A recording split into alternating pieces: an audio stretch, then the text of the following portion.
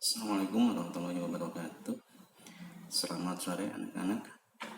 Pada kesempatan kali ini kita akan mempelajari tentang sistem sirkulasi atau sistem transportasi pada manusia. Kompetensi dasar pada materi ini yaitu menganalisis hubungan antara struktur jaringan penyusun organ pada sistem sirkulasi dalam kaitannya dengan bioproses dan gangguan fungsi yang dapat terjadi pada sistem sirkulasi manusia.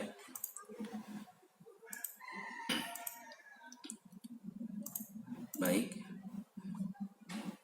fungsi sistem sirkulasi pada manusia adalah mengangkut zat makanan, sistem metabolisme, hormon, enzim, oksigen, serta karbon dioksida dari satu organ ke organ lainnya. Nah, dalam sistem sirkulasi atau sistem peredaran darah pada manusia, kita menganalogikan dengan sistem transportasi pada kehidupan kita. Dalam sistem transportasi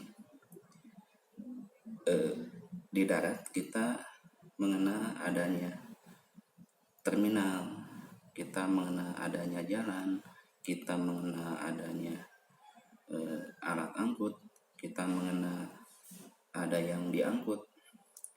Nah, kalau kita analogikan dalam sistem peredaran darah manusia, jantung itu sebagai terminalnya, kemudian jalan itu adalah pembuluh darahnya, sedangkan alat angkutnya adalah darah, sedangkan yang diangkutnya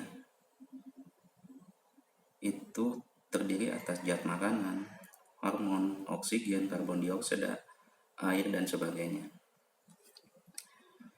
Nah, tadi kalau kita analogikan lagi, jalannya di sini dalam sistem sirkulasi adalah pembuluh darah. Kita ibaratkan ada jalan yang jalan nasional, kita sebut saja itu adalah pembuluh nadi yang besar atau arteri dan pena. Kemudian ada jalan provinsi, kemudian ada jalan kabupaten sampai dengan gang. Nah, ini bisa kita analogikan. Jadi untuk jalan tingkat provinsi, kita mengenal jalan, kalau kita bandingkan dengan sistem transportasi di tubuh kita, itu kita ibaratkan dengan arteri. Kemudian jalan kabupaten kita ibaratkan arteriol, sedangkan jalan-jalan yang masuk ke gang, ke desa, itu pembuluh kapiler. Nah, fungsi arteri ini adalah membawa darah dari jantung ke seluruh bagian tubuh. Nah, sedangkan pena kebalikannya, membawa darah dari semua bagian, dari seluruh tubuh kita, sisa-sisa metabolisme tubuh kita menuju jantung. Nah, pembuluh kapiler darah itu pembuluh halus yang sampai ke ujung-ujung dari organ kita.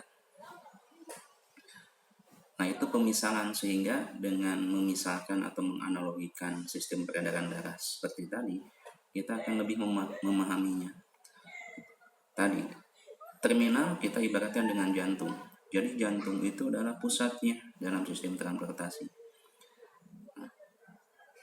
Di sistem peredaran darah pada manusia atau sistem sirkulasi, nah jantung ini memompa darah ke seluruh tubuh. Kemudian tadi ada yang mengangkutnya. Nah, apa yang alat angkutnya atau alat transportasinya? Kalau di kehidupan keseharian kita itu adalah mobil. Nah, kalau di sistem peredaran darah pada tubuh manusia itu alat angkutnya itu darah. Jadi darah akan mengangkut, akan membawa itu penumpangnya. Nah, penumpang di sini ada zat makanan meliputi karbohidrat, protein, kemudian ada hormon, ada karbon dioksida, ada oksigen, ada air. Nah, oleh kendaraan tadi, oleh alat transportasi tadi, atau oleh darah tadi, itu akan dibawa dengan menggunakan jalan, yaitu pembuluh darah. Kemudian pembuluh darah ini akan terbagi ke jalan provinsi, dari jalan nasional, dari pembuluh darah yang besar akan ke pembuluh darah yang lebih kecil lagi. Jadi ada jalan provinsi, ada jalan kabupaten, sampai ke jalan gang. Nah, itu meliputi pembuluh arteri, pembuluh vena, kapiler. Nah, kemudian si arteri juga bermacam-macam. Ada arteri yang besar disebutnya aorta. Ini berasal dari jantung ke atas, ke bagian atas, ke bagian kepala, dan ke bawah, ke bagian sampai menuju kaki. Kemudian ada arteri, kemudian ada arteriol. Nah, arteriol ini pembuluh yang halus. Kemudian ada pena. Nah, pena, ada pena cava, kemudian ada pena dan penula. Nah, itu konsep dasar tentang sistem transportasi pada manusia. Nah, untuk lebih jauhnya, lebih lengkap lagi, kita akan membahasnya pada pertemuan yang akan datang. Terima kasih. Assalamualaikum warahmatullahi wabarakatuh.